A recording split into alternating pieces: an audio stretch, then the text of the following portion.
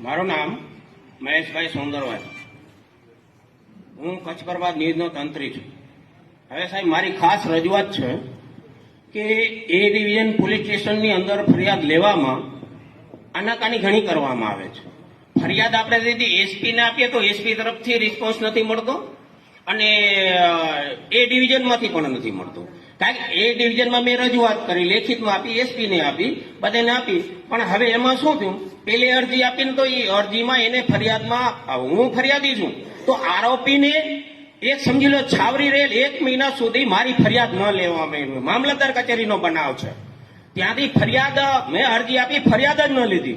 1 મહિના પછી આરોપીએ એમ કીધું કે મારી ફરિયાદ લો, તો એની આરોપીની ફરિયાદ લઈને એ જ ફરિયાદ પ્રમાણે ફરિયાદ મારા માટે ખોટી નોંધાવી અને ત્યાર પછી મારી એફઆઈઆર લેવામાં આવી 1 મહિના પછી. અને એમાં જે મુખ્ય આરોપી હતો એ આરોપીનું નામ કાઢી નાખવામાં આવેલું. તો કયા સંજોગોમાં નામ કાઢી નાખવામાં આવેલું? આરોપી મુખ્ય અહીં છે, કારણ કે વિડીયો દ્વારા જ મુખ્ય આરોપી હતો. તો એ જ આરોપીનું જો નામ કાઢી આપવામાં આવ્યું તો આ કેના કારણે નામ કાઢી નાખવામાં આવ્યું? હવે નંબર 2, જ્યારે ગાંધીધામમાં એ ડિવિઝન પોલીસ સ્ટેશનની હદમાં આવતો બનાવ, દેવેન્દ્ર મહેશભાઈ સોંદરવા વિડીયો રેકોર્ડિંગ કરવા ગયેલ કે જે ટીવી એસી બાબતે રજૂઆતમાં ગયેલ તો એસી બગડી હતી, એના રજૂઆતમાં ગયેલ ને કાયદેસર અમે પૈસા ભરી અને એસી લીધેલી છે. અને એ ફરિયાદ કરવા ગયા અને રજૂઆતમાં ગયા તો આરોપીએ સામેથી મગજમારી કરી અને સામેથી પોલીસને બોલાવી. પોલીસ પણ હાજર છે, પોલીસ સ્ટેશનમાં પણ લઈ ગયા. એના વિડીયો છે, પોલીસને વિડીયો પણ મોકલાવેલ. સાહેબ આ બીના મારી સાથે જ બનેલી હતી.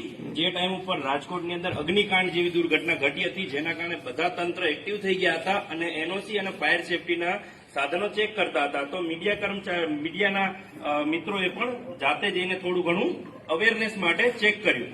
તો એવી રીતે અમે યસ એન્ડ સેલ્સની અંદર ફાયર સેફટીનું પણ જોવા માટે ગયા. મારી એસીની સમસ્યા હતી એ પણ કહેવા માટે ગયા. તો ત્યાં કણે ફાયર સેફટીના કોઈ સાધનો નહોતા અને ન તો એની પાસે એનઓસી હતી, જેનું અમે વિડીયો રેકોર્ડિંગ કર્યું, જેનું સીસીટીવી ફૂટેજ પણ છે અને મારી પાસે પણ વિડીયો એવિડન્સ છે. તો યસ ગર્ગ નામના યસ સેલ્સના ઓનરે મારા ઉપર ને મારા જે સાથે મારા મિત્રો આવેલા હતા જે પ્રેસમાં છે એના ઉપર હુમલો કર્યો. મારો માઇક ઝટી લીધો, મારો મોબાઈલ ઝટી લીધો અને મને જાતિ સૂચક અપમાનિત કરીને મને દુકાનની બહાર કાઢી મૂક્યો. હું દલિત સમાજમાંથી આવું છું એટલે મારી સાથે જાતિ અપમાનિત કર્યું. તો મેં પોલીસ સ્ટેશનમાં ફોન કરીને પોલીસ બોલાવી. પોલીસ પણ સાહેબ મેં જાતે બોલાવી હતી. પોલીસ આવી, તે વ્યક્તિને પોલીસ લઈ ગઈ પોલીસ સ્ટેશનમાં અને ત્યાં પોલીસ સ્ટેશન પીઆઈ ચેમ્બરની અંદર ખબર નહીં સાહેબ શું અંદર વાતચીત થઈ ગઈ કે મારા ઉપર ઉલટી ફરિયાદ કરી નાખી. મારે 3-4 દિવસ મારે બહાર ફરાર રહેવું પડ્યું, મારે જામીન કરાવવા પડ્યા અને એ વ્યક્તિ ઉપર કોઈ ફરિયાદ કરવામાં નથી આવી આજ દિન સુધી. 2 મહિનાની માથે થઈ ગયેલું છે. મારી મૌખિક જુબાની પણ લઈ લીધેલી છે, પણ હજી સુધી એફઆઈઆર કરવામાં નથી આવી. એટ્રોસિટીની ફરિયાદ દબાવવામાં આવે છે, હજી સુધી ફરિયાદ નથી લેવામાં આવી. સાહેબ આનો લાઈવ મેં બધા વિડીયો પણ ઇન્સ્ટાગ્રામ સોશિયલ મીડિયામાં અપલોડ કરેલા છે. તો આના ઉપર કાર્યવાહી કરવામાં આવે સાહેબ. ચેક કરી